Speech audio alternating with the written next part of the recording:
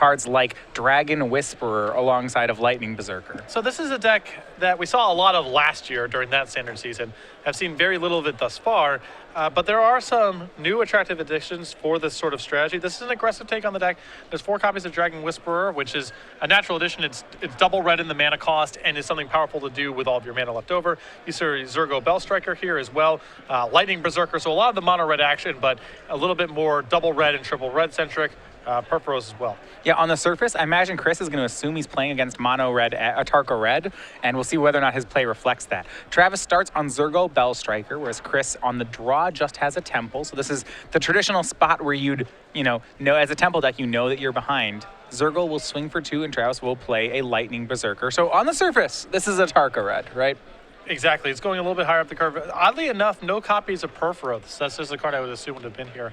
The big mana things here, basically just Dragon Whisperer. Those are the big payoff here for mana, and Lightning Berserker as well. Yeah, I was like, how cool is Lightning Berserker in a Nykthos deck? Well, I'm very surprised to see no copies of Perforos because it seems so well suited to a lot of things that are going on here. The dashing, for example. Yeah, Chris played a Satyr Wayfinder and didn't hit a land. Now here's a danger to Lightning Berserker, so it does trade with Satyr Wayfinder. Travis will get around that though by dashing a second one. Chris blocks 1 and Travis will sink the mana into the unblocked Lightning Berserkers. That will be 5 damage coming across. Chris it down to 13.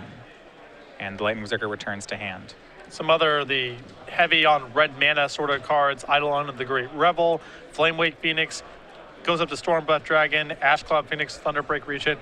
Fanatic of Mogus, the one real devotion payoff here. So are we on the full 4 copies of this card, or what's our how committed to this Fanatic of Mogus style thing are we? 3 copies. It's the top of the curve. This is pretty light on devotion payouts on the balance here, and only 2 copies of Nykthos, so not really going all in. The absence of Perforos also an indicator of that. Yeah, interesting. Once again, this is another mono red deck that's playing just 2 copies of Goblin Rabblemaster. Really just a card that has fallen out of favor. Well, it doesn't do anything to synergize with Nykthos. It's only single red in the mana cost, but still a very powerful card in the abstract. So Chris just plays a temple and passes. It's going to be another dash Lightning Berserker for Travis. And this is going to be Murderous Cut on the Bell Striker from Chris. We'll see whether or not Travis sinks all his mana into Berserker again. It does feel like he's falling behind if he's doing that. It's very dangerous because if Chris has something like Sidisi here, the ground gets locked up fairly quickly. Yeah, it's just going to be the 1 he'll pass. The Berserker will come back to his hand, however. He does play Dragon Whisperer for the turn. And now Chris picks up the card and reads it, and if you're Chris, you have to think, okay, hold on, what's happening? Well, it still looks like it's a mono red aggro list with maybe some weirdo threat.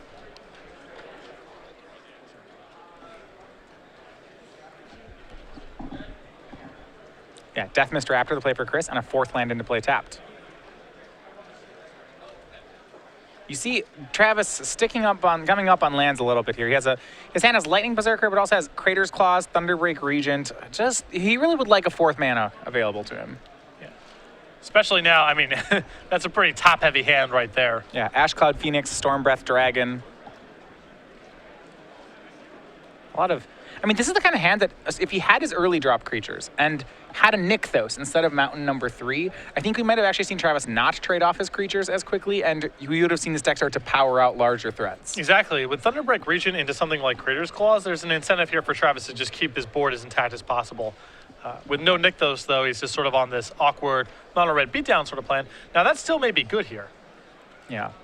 But in order to play these top-end cards, he is sacrificing a lot of his early game plan. Yeah. Though, with Dragon Whisperer here, he's able to go in the air and fly over some blockers. Yeah. Jumps it up in the air, pumps it. Chris down to 9. Dragon Whisperer, actually a very interesting card. One of the more powerful cards out of Dragons of Tarkir. Well, there's so much competition now for red aggressive creatures. These decks don't even play Mardu Scout anymore. That Dragon Whisperer has not shown up a lot. And I think if it was printed 5 or 10 years ago, it would have been in every single mono-red aggro deck that existed.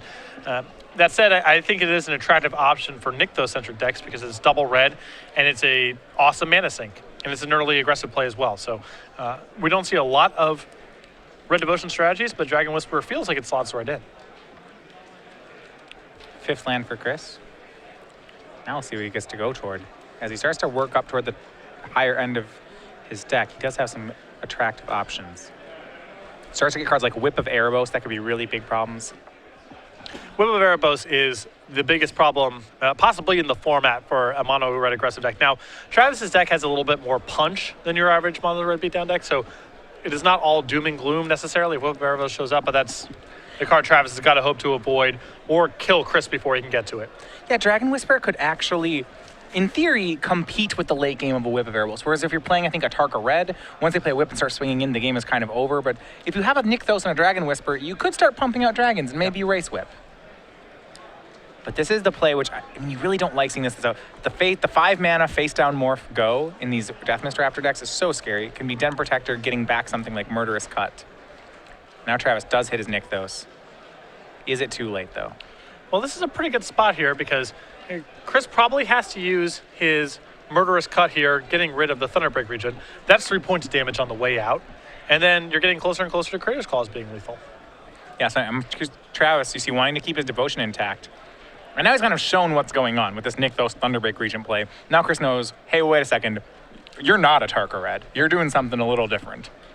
You see Chris there unmorphing the Den Protector and getting back the Murderous Cut, but it's probably going to take him 2 turns to be able to win this game, and he may be taking a little bit too much damage on the way out. Well, he has no reach. Yeah, you're right, next turn, this is lethal. If he doesn't kill Thunderbreak Regent, the 4 in the air plus the Crater's Claws will kill him. He's going to try to life gain his way away from it. Here's Courser showing Wayfinder. But this isn't enough. Land will gain him a life up to 9. That is enough mana to Murderous Cut. He does have 2 cards in his graveyard. Yeah, Chris there knew that he could play the Courser, hoping to find a land on top because he could still Murderous Cut the Thunderbreak region in any scenario. And we'll see whether or not he makes that play. If he does, he definitely is going to do it during his turn so that Travis doesn't get bonus mana off that Nykthos. Yeah, right now with Travis having 4 red mana symbols in play, that Nykthos represents positive mana if he gets to the next turn. And here's Murderous Cut. Once again, taking care of Thunderbreak. Chris goes down to 6. And does some pretty good attacking of his own. Here's 9 damage coming across. That's a 2-turn clock. He's got a lot coming back on the way back. We'll see if the light totals get updated here momentarily. Very critical that Travis remember that Thunderbreak region trigger. Because if he wins, it's going to be by barely holding on. And yeah, he doesn't have 3 damage to spare. He could chump block with a Lightning Berserker, do some finagling. Yep, Chris is at 6, though. The trigger did happen. That's the kind of trigger that's you don't see missed very often because it's just so exciting. It's why you play the card. Yeah. Draw there looks to be another Dragon Whisperer. If he had another land, Travis could really go off this turn. But he needs to stay alive and at least give himself the potential to draw. I mean, even if he's able to say, I'll go ahead and give Dragon Whisperer flying and just deploy some chump blockers, that might give him just enough to be able to survive and then Crater's Claws the next turn for lethal. If he draws a land, it would be for 4. Now there's the issue that if your cutting hair is so thin that even Chris getting a land drop for the Courser stops that line. Yeah. So he has another Whisperer. But Travis cannot point removal spells at creatures here. That's not going to get him anywhere. He's going to play the double chump block here. This is Ash Cloud Phoenix. And what I like here is if he plays Ash Cloud Phoenix, that's exactly 8 damage on Travis' side. I was going to say he could chump with Dragon Whisperer next turn, swing 4 in Crater's Claws, but no, he's going to have to block 2 things. Yeah. It's not going to be enough. Draws Satyr Wayfinder from Chris. And you have to assume that Chris is going to find a land to gain a life off that because he has drawing Satyr Wayfinder. Yeah, he's got a lot of looks at it. He already had a Yavimaya Coast in hand, so he's going to 7 here. Yep. And you see Chris plays that from hand instead of playing the Satyr Wayfinder for the turn because he wants to draw Whip of Erebos next turn because that will win him the game. Regardless, Chris is not looking at an extra card this turn, so it's Whip of Erebos as his next draw step if the game somehow gets there or no. Whip's probably better than the average draw if Travis has some weird way of getting out from under this. Maybe he has a main deck Anger the Gods or something like that. I think you'd still rather have Whip. Yeah. So I don't think there's much of an incentive for Chris to cast the Wayfinder here. But if Chris doesn't swing the whole team here, Travis will win. Yeah. Because Chris needs to get Travis to commit to Ash Cloud Phoenix as a blocker. That has to be part of this. And he figures it out. All right, makes the right attack. Now he's going to force Travis to draw something. Although now, if Travis is double chump blocking, he may want to cast, Chris may want to cast the Cedar Wayfinder because he just needs a blocker on the way back to handle the morph. All right, Dragon Whisperer will step in front of Death Mist Raptor. Ashclaw Phoenix will trade with Den Protector. Well, trade in that it'll turn face down.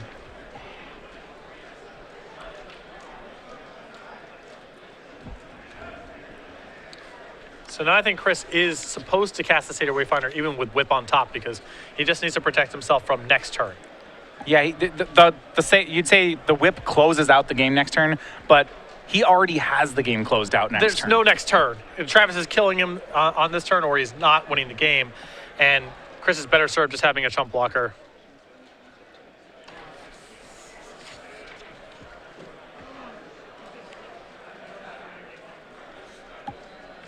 And go back, the draw from Travis. He needs to find 7 damage in here.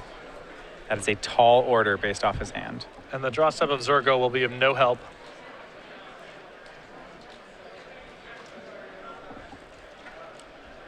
And that Den, this is, to me, it's the strength of Den Protector here. So one of the weaknesses of Sultai Reanimator is that it's a little slow, it sets up shop, and it doesn't have that many kill spells because it plays so many creatures in the deck. But what I really like what's happened in this game is that Den Protector allowed him, when he did hit one of his few kill spells, to double up on it. And it's that second Murderous Cut was the game. Absolutely. I mean, we've seen games with Sultai Reanimator quite frequently where something like, I had my shop going, I got some things going on, but didn't find Web of Erebos, and just lost to Flyers. That happens quite a bit. How does he play all 4 of those? All 3 of those? He doesn't have quad red. He can't do that.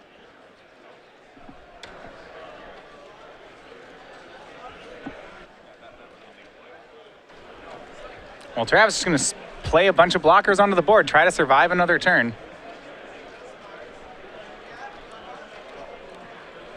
played Whisperer, Berserker, and Bellstring to the own. And he started.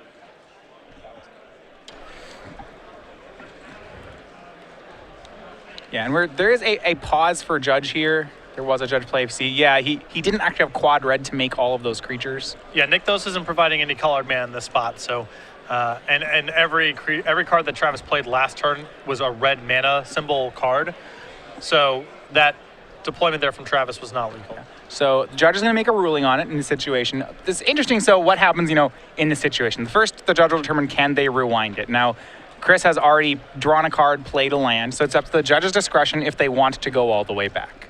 Mm-hmm. Yeah. So the judge will make a ruling on that. As far as that's, then you determine the judge. It's also the judge's discretion. Was this intentional? If not, the mono red player will likely get a warning of some sorts, and they'll continue the game from there. If the judge determines he thinks it was intentional, then they'll go. Then an additional ruling will be made. Exactly, and I kind of understand. Travis is in that spot there where he's probably dead. He sees the only line of play that lets him survive potentially because he needs a bunch of blockers. So just spits this up on the table. He's got 4 mana versus his 4 mana worth of creatures. It looks okay, but it's not because one of his lands colorless. Right. So they're going to figure that all out momentarily. Yeah, and we'll wait for the ruling there. So what will certainly happen is the mono red player will get a warning for illegally casting spells. But outside of that, the questions are, can they rewind it? And it looks like what the judges ruled that we are close enough to the infraction that he just rewinded it. Travis had to pick only 3 mana worth of cards to cast. You see the Nykthos is now untapped, and they replayed the game, and Travis receives a warning. Yep. It's a kind of warning that if you get a lot of those in a tournament, they start to get upgraded into something. But one of those, you're usually fine. So we're back on Chris's turn. 1 fewer blocker in play for Travis, and Chris swinging again. And we said if he made it to this turn, it should be pretty easy for him to close it out. Yeah, Travis again has to just chump block these Death Mist Raptors. He's going to fall to 1 or chump block away everything, and Sidisi is the top card of Chris's deck. The leftovers here from Chris should be enough to get him across the finish line. Plays another Death Mist. Doesn't even morph the Death Mist to get Death Mist. No, that's fine. Fanatic Amogus. That's not... He did... How many mana symbols? 1? That's not 8. All right, on to game 2. Chris Moore's Lent takes game 1. I think that if Travis had his lands there on time, he might have been able to steal that one. But there's a couple of turns there where, he got in his early shots and had to have turns of pump my Dragon Whisperer and give it flying and hit you for 3. The turns where he's dashing Berserker, pumping it for 2, bringing it back and saying go, that was the window where you want to just be making lots of stuff. Exactly. He doesn't have a lot to do in the 3 mana range. He's got a lot going on at 1 and 2, and he's got a lot going on at 4+. Not a lot at 3, and that's what really doomed him that game. He didn't make his 4th land drop for a while, and he didn't have Goblin Rabblemaster or any of his powerful 3 mana plays, so he was just kind of dumping mana into the Dragon Whisperer, and Chris was able to turn the game around there and just start threatening too much damage with the Death Mist Raptors. Yeah, so going to sideboarding. So looking at the Mono Red Devotion sideboard, I'm assuming it will look a lot like an Antarka Red sideboard, but he may have some interesting cards. What are we looking at? A Haven of the Spirit Dragon, a Fanatic of Mogus, 2 copies of Seismic Crusher, 2 copies of Outpost Siege, 2 copies of Scouring Sands, 2 copies of Stoke the Flames, 3 Rose, 2 Draconic Roar. I think you're going to see just some of the red removal come in. I think Draconic Roar is a fine card to be bringing in against Sultai to begin with because it's Sidisi. Also, if they have Death Mist Raptor and Den Protector in the deck, they're flush with targets, so I think that's fun to bring in. Roast seems pretty fair against those cards, too. Roast is not bad, though a lot of creatures have value when they come into play or when they unmorph and so forth. It's a lot better at handling just big threats like Tassiger and Siege Rhino. Like Surrak. Yeah, it's great against those kind of cards. Chris doesn't have a lot of them, but if Travis wants more removal, it still kills stuff. I think the extra copy of Fanatic of Mogus is just powerful in any kind of slower game, and Travis should probably bring in the 4th. Yeah, cards like Fanatic are really strong when your opponent is light on removal spells, which Sultai Reanimator really is. Now, post-board, that's going to be less true. Yeah. As we look at what he has. His sideboard is actually 15 one-ofs. So rather than going down the whole list, what are the ones that are relevant here? I think Bioblight is relevant. I think that Duress is potentially relevant. I think Stratus Dancer is relevant. I think Drown in Sorrow is relevant. And I think Disdainful Stroke is relevant. He has a copy of, Disdainful Stroke, Drown in Sorrow, Bioblight, Stratus Dancer, perhaps. I would be worried about Foul Tongue Invocation in this matchup because Travis kind of he's got a lot of crappy creatures to fill out the earlier turns of the game. And unlike Mono Red Aggro, where gaining 4 life is just a potent thing to be doing, Devotion decks can often kill by a lot when they're doing their thing. So I think the burden of proof is really on. I actively want this sort of thing. And with Travis having a pretty reasonable lower end of his curve, I don't think Foul Tongue Invocation is going to be very good. Yeah, it's interesting. So against traditionally against Mono Red, the card is not good. Too good, especially in a deck with as few dragons as Sultai has, because you might get a Hortling Outburst token, you might get some really bad stuff. Against Devotion, sometimes you're in the market for, I'll take a kill spell, any kill spell, because if you have 3 creatures in play and I haven't killed them, life's bad no matter what their names are. That said, this is certainly the worst of the kill spells. Exactly. I mean, last year when we had a lot of Red Devotion, the strategy was in the sideboard games was just kill everything. Yeah. And that's still, to some extent, the case here. But Foul Tongue Invocation has a really low floor against Travis's deck because of all the 1-drops. Yeah, it is. It'll be interesting to see how Chris sideboards it. Also, I kind of like that he has a 15-card sideboard. You don't always get that, but that's it's pretty neat. I imagine you've done this before at some point in your life. Yeah. You play the types of decks that have 15 1-ofs, either because of Cunning Wish or because it's just some control sideboard. Yeah. 15, I imagine... I don't know if you've ever registered a 15-card sideboard. No. I mean, I have actually played some Cunning Wish decks, but even then I had some real sideboard cards. Right. The red decks, I mean, how about this? Have you ever registered, how many times have you registered a 4-4-4-3 sideboard? Oh, all the time. If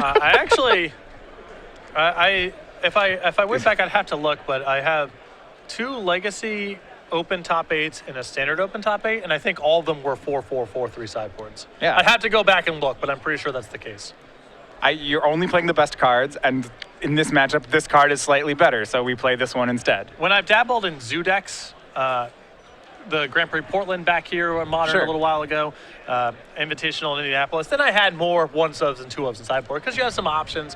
You can actually go into longer games with some people, but when you're playing Mono Red, man, you just got to find there's only 4 or 5 reasonable cards to have in your sideboard to begin with, and you just got to play as many of those as possible. All right, so we talked about the pins from Star City Game Night. You notice we've had a lot of things coming out, and one of these is the Star City Games Creature Collection. You saw that last year with all these squirrels. This is the new Spring 2015 collection. So our 4 new pieces, each season, we're going to have 3 creatures. So as you saw, these are the same ones on the pins. We have the kitten, the bee, and the bunny. And these are available on sleeves, playmats, and dice bags. And then each season, we also have one from our parody series. You have Eternal Witness from our winter collection. And this one's I really like this one too, from the spring collection. This is Delver of Squeakrits. You see that little mouse cleverly holding a piece of cheese. That rolled right off your tongue. It took me a little while to get used to Delver of Squeakrits, but You got it on the first try. I mean, yeah, man, it's secrets with a Q, and he's a mouse.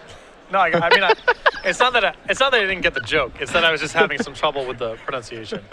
Travis on the play for game 2. He starts off with some red mana symbols. This is going to be Zurgo, Bellstriker into Eidolon of the Great Revel. See the rest of his hand. He has brought in Roast. He has Roast, Flamewake Phoenix, Stormbreath Dragon, and Fanatic Amogus. He needs some lands.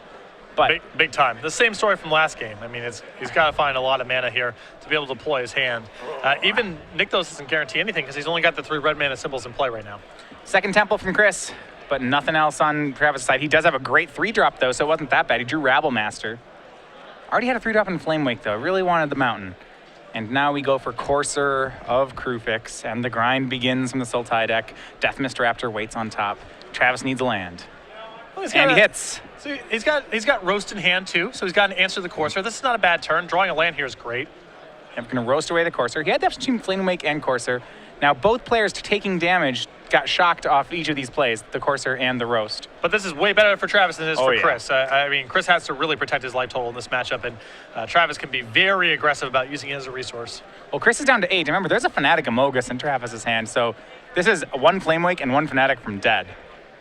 And that's assuming that Chris can even effectively block this turn, which there's no guarantee of either. Or even if just Travis draws a land. So Chris plays a 3-drop here, goes to 6. Travis draws a land, plays Fanatic, puts Chris at 2, and then swings and it's dead. You know, Chris can't play cheap spells, but he has to. Yeah, he's gonna have to play Deathmist Raptor. He'll go to 6, and he is dead to a land drop. Yep.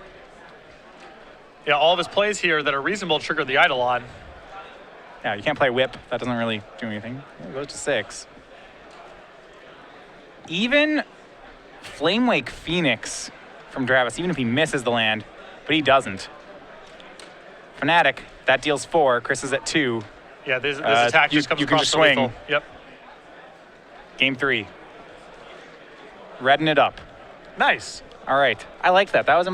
Fanatic was really good there. Eidolon of the Great Revel was really good there. Yeah, actually, to be fair, Fanatic was the exact same card as Stoke the Flames right there. If you just had Stoke up, say we had Stoke upstairs, it's a 4-point burn spell for 4. It's less fun. I mean, it's the same. Fanac's cooler. It's way cooler to have Fanatic in that spot. But yes, outcome's the same either way. 4 points of damage gets it done, and Travis there with a lethal Fanatic. One of the things that I do like out of this Devotion deck is that because so the difference, you could say, hey, that was really cool what you did with Fanatic, but it was the same thing as Stoke. You should just play, you should play a Tarka Red. What I do like about the Devotion deck is that, say we're in a situation where Chris is like an Obzon deck or a deck with just some good one-shot life gain, some Foul Tongue Invocation, some Siege Rhino, something like that. And a Tarka Red deck could really struggle there, whereas Travis would have had no trouble dealing 10 more damage. The biggest difference is that Mono Red aggro, a Tarka Red, they're really good at dealing exactly 20 points of damage. And so every piece of life game is really problematic. We've seen games where, just Foul Tongue Invocation has given someone the breathing space to get to Dragon Lord Ojutai, and that's barely enough to win the game. Foul Tongue's a 2-for-1, right? Exactly. I mean, if they're trying to get stoked out, and, it kind of counts as a 2-for-1. One of the merits for playing a deck like Mono Red Devotion is if your opponent gains 4 life here, 4 life there, they cast a Siege Rhino, that doesn't necessarily mean anything. If they're not contending your board, you can overpower that kind of stuff in spots where Mono Red aggro or a Tarka Red really can't keep up. Chris can have Courser Krufix in play for several turns unmolested, and that's no guarantee of anything. If that happens against Mono Red aggro or Tarka Red, that deck's very likely to lose because the blocking and the extra points of life gain, Mono Red is walking on too narrow of a tightrope to be able to overcome those kind of cards. But Mono Red Devotion can overpower that kind of stuff. And it is a danger of doing this Sultai Reanimator deck, which to me, it's one of the few holdouts of these pure mid-range decks. It's what it does is it's really good at playing threats and grinding. These creatures have inherent 2-for-1s and 3-for-1s and synergy, and it's really hard to removal spell this deck out of the game and control it. But it's still playing somewhat fair, and it's light on removal. So someone who's setting up, a Nykthos shop. We saw this even in the Invitational when you saw Chris Granderson's Green-White Devotion against Reed Duke playing Sultai Reanimator. The really high synergy decks, these Nykthos things, they can overpower you. Yes, and we saw a lot last year too. I'm curious to see. no copies of Perforos in Travis's deck because it seems so good to me, especially alongside the dash creatures. Yeah. But there's a lot of competition at 4. You look at this deck, there's Ash Cloud Phoenix, Thunderbreak Regent, Fanatic of Mogus. You have Lightning Berserker as another thing to pump mana into. I guess Travis is not really suffering for things to do on his top end once he has a board going and so forth. I mean, you have to think he's playing Fanatics and Thunderbreaks first. Like, the question is, would be Ash Clouds then. But yeah, how many 4s can you play? Yeah, in this list here, 3 Thunderbreak, 1 Ash Cloud, 3 copies of Fanatic with the 4th copy in the sideboard. Also, you have Outpost Siege. He's got 1 in the main deck, 2 in the sideboard. That's another high-impact 4-mana play. So a lot of good competition at 4. Looks like both players not liking their first set of hands. Which is typically good for Chris's deck and decks like Chris's deck. He does have some... He does have some synergy, has some interlocking pieces, but not nearly to the same extent as Travis. Chris can always just go land Courser on the play, and he's fine on 6 cards. Travis, less so. Yeah. Yeah, playing a deck like Obzon, I know I would gladly play 5 cards versus 5 cards against just about anybody. For sure, yeah. Just creatures and card drawing spells and removal. I'll play some Temples and a Courser and, yeah, whatever. As long as I get to 4 for a Rhino, I'm fine. Chris starting off on 2 untapped lands. It's going to be Zergo, Bellstriker, and a swing in from Travis. You do note when a player like a 3-color deck starts out on Llanowar Waste and Swamp, you have to wonder if they're mana screwed because they would be playing all their tap lands first. Exactly. A turn 1 Swamp there is bad news for Chris because you want Temples to open up the game anyway, and it may imply a land light hand. Yeah, so no play from Chris on the first 2 turns. Now for Travis, his turn 2 play was just nothing. So he's got some weakness as well. But he does have Flame Wake Phoenix on turn 3. It's going to try to join Zergo, Bellstriker on the attack. And looks like Chris does have a kill spell. But he's paying life points for it. He had to crack his fetch land. If it's Hero's Downfall, he's going to have to pain off that Llanowar Wastes. His mana is going to give him some issues, and he is against a red deck. So this is another card that makes sense in an aggressive devotion list. Double red in the mana cost. That's nice for Nykthos and so forth. And there are a lot of 4-power creatures in this deck to trigger Flame Wake Phoenix's Ferocious Trigger. Even Lightning Berserker can bring this guy back, which is a really... you wouldn't expect many 1-drops to be able to do that. Right. Fanatic of Mogus does it right on its own. Thunderbreak Regent, Stormbreath Dragon. Seems pretty solid. Hero's Downfall, you see he's shuffling up to the front of Chris's hand, and he's just going to buy himself time. He's going to go ahead and downfall the Phoenix. You can see some hesitation there from Chris's side because he knows there's a risk of this coming right back, but this deck is so effective at locking up the ground that he's got to assume he answers Zergo in some roundabout way. Well, so you think about Zergo and Flaming Phoenix are both 1-mana spells at this point when you downfall them. But what I like is that he took red mana symbols off the board from Travis. Yeah. Also important, especially with Travis already having Nykthos in play. All right, well, here, Chris painting again, this time for Satyr Wayfinder. He's going to grab Opulent Palace, put it into play. And yeah, there's been just some collateral damage off lands. Chris has done 3 to himself, now 5 to himself as he thought seizes. And now you see what you're working against.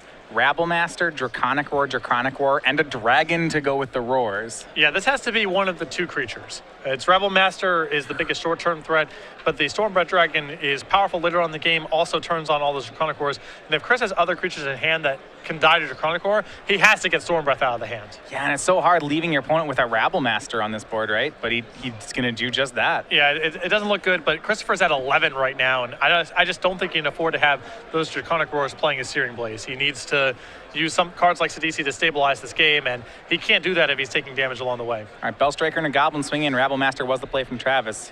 Chris will take 2 more, go to 11.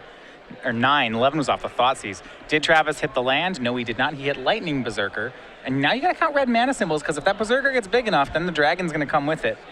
The play from Chris was Sidisi and some great interaction. It dumps the Death Mist Raptor into the graveyard and gets a zombie. Well, the problem now is if Travis has 4 mana, he can just Draconic Roar away the 2 blockers here and connect for a bunch of damage. Yeah, now fortunately there's not a dragon in Travis' hand. If there was, that'd be, yeah, all sorts of bad. But you're right, this is still a ton of damage, and maybe more than Chris can get by. 4th land from Travis. Here's a Draconic Roar in the Sidisi, and it's going to be a roar again, I think. I think it's your Lightning Berserker, so I think he may be considering dashing and attacking with everything. I would have preferred here to just get that token out of the way because the Rabblemaster damage is just so much. Yeah. Here's a swing. Both both the new Goblin, Lightning Berserker, and Bell Striker. Yeah, I agree. This seems strange because if the Berserker were to stay on the table, then I think there's a pretty good case for getting more red mana symbols out, but that's not going to happen. Yeah.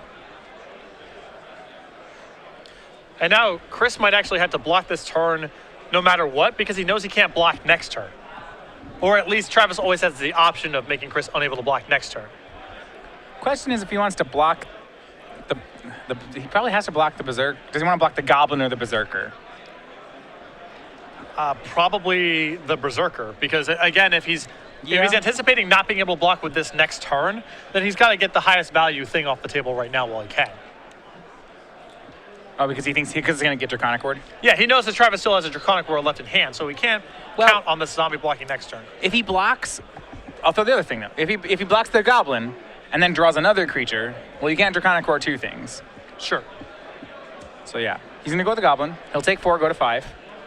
And this does take a point of damage off next turn's Rabblemaster, if that happens. It's not good either way. Chris down to 5. You see he does have in hand Sidisi, Rattleclaw Mystic, Whip of Erebos. He has land 5 here. Maybe he just plays Sidisi. It keeps him alive. Not by much, but it does. Or no, it doesn't keep him alive. Because Travis can dash Lightning Berserker, make it a 2, get a Goblin, or Draconic Roar away the zombie, swing, and then once he blocks the Rabblemaster, he takes 5. Yeah, Chris needs more than just a creature here to be able to survive. Yeah, he knows that just hardcasting Sidisi and saying go kills him. So he's at least got to give enough rope here to Travis to mess this up. If he plays a Morph face down here, possibly, well, he messes it up. There is Death Mist Raptor in Chris's graveyard, so that's an additional blocker here, which is a huge deal. You're right, so that's face down. All right, so there's still some hope. Draw from Travis ODell. Here's land 5. That's not going to do much, though. His hand is Lightning Berserker, Draconic Roar. Gonna roar away the token. Chris will flip it up. That'll get back the Death Mist. And you think right now, man, you wish last turn if you're Travis that Rabblemaster had connected. Yeah, I think that Chris would not be able to survive all this. There's also an issue if you're on Travis's side that you have Lightning Berserker in your hand, so your mana is at a premium at all times. If you go ahead and use your Draconic War last turn, that means this turn you're eligible to dump everything into the Lightning Berserker. Now, with this said, I think that Chris still may have to just block the 2 biggest creatures in play.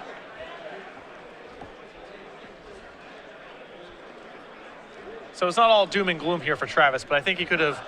Getting a hit with Rabblemaster last turn would have been such a big deal. I don't think that Chris would have been able to stabilize even with this sequence. All right, so we see Zombie in front of Rabblemaster, Death Mist in front of Zergo. So with a pump, Chris will go to 1 here, but he'll get to keep his Death Mist Raptor, and he can cast Sidisi or Whip of Erebos next turn. Berserker will pump. Chris going now down to 1. And Berserker will go back to Travis's hand.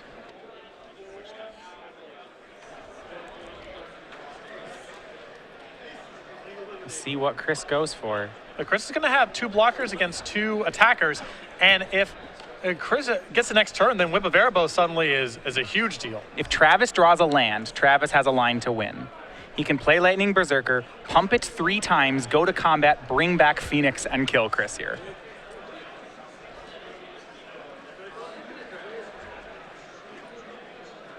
Dragon Whisperer and Lightning Berserker. But this opens up the play next turn as well. Right, but the Whip of Erebos is going to gain Chris a lot of life. Is it enough? There's a Lightning Berserker and a lot of red mana symbols. I don't know that Chris can just play Whip and start swinging things. That's very risky. It's close.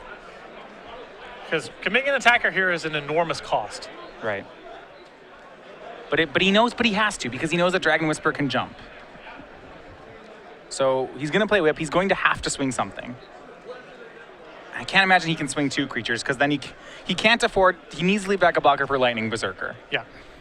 So he'll swing 1 creature. And if he's going to swing 1 creature, might as well swing the 4 power, because it's more life. Yeah. So Whip. Well, it's also. I mean, it's not clear to me that's the case because the Death Misraptor is also way more likely to die from a top deck removal spell from Travis. So maybe the 1 point doesn't matter enough. Well, no, because if Chris goes to 4, Oh, he's dead jump, on pump, board. pump, He can yeah. just dump. He can just jump the Dragon Whisperer and pump twice. So Chris has to go to at least 5. So he has to swing Sidisi. Now, if Travis, he's short. I was gonna say he could pump the Lightning Berserker, bring back Flame Wake, jump Dragon Whisperer. We're closer, but we're not. Well, all the way. he can just attack in the air there and not engage with the Death Misraptor for 1 turn. Once again, a top deck land gets it again. Yeah. He can pump up to 4. No, he's still short. Right, but because not by Flame as Wake, much, yeah. Flame Wake Phoenix is a red mana to get it back. Yep. He could double pump Dragon Whisperer, bring back Flame Wake Phoenix, and then jump Dragon Whisperer, and then it would be 6. Yeah. So land still gets him. Nykthos is breaking even right now. Yeah, Chris barely hanging on here. But if he gets to next turn, it starts getting real good because then Whip of Erebos is getting back to DC. The ground starts getting locked up. That's the land. Does Travis see it? He does have Chris right now. Yeah, you can pump the Dragon Whisperer twice to 4 power, Get back Flame Wake, jump Dragon Whisperer. and that's 6. Yeah, all in the air.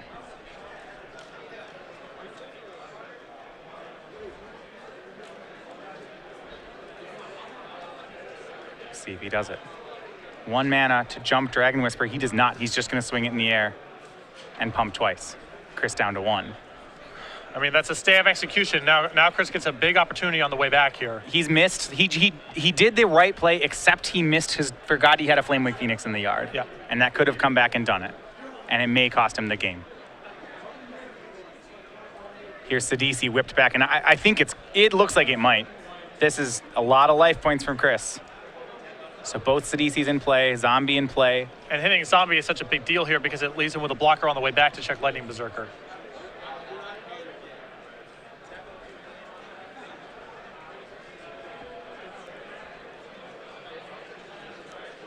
Has Chris Morris Lent navigate, weathered the storm. At 1 life, gain some life, goes back down to 1. It's been at 1 multiple times this game.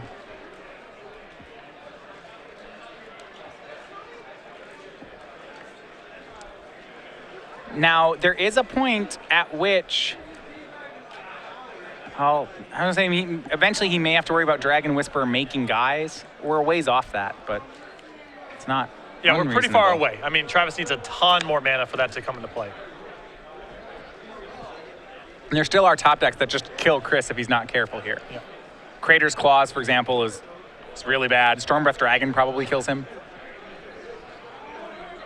I don't think Death Thunderbreak Regent kills him, but it certainly isn't good. But that's another zombie. I mean, Chris is coming up the works quite a bit here. He's going to have more flexibility to make some aggressive attacks the next turn if he wants to. Gain a lot of life here. 8 life there.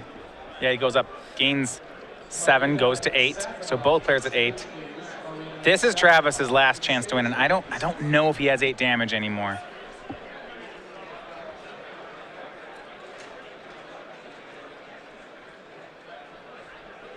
Draw for the turn is another land, so that'll be it. Chris Morris Lent takes game 3, and he is your winner over Travis ODell. Yeah, quite the sweat there.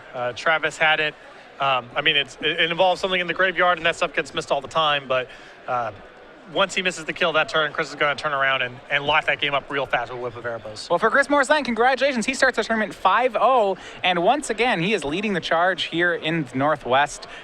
1 more win should put him into day 2, but he has setting his sights much higher than that. Yeah, he's had a very good run of success here in the Open Series here in the Northwest area. I believe a player from Seattle. And the Open Series in Seattle and Portland have been very good to him thus far.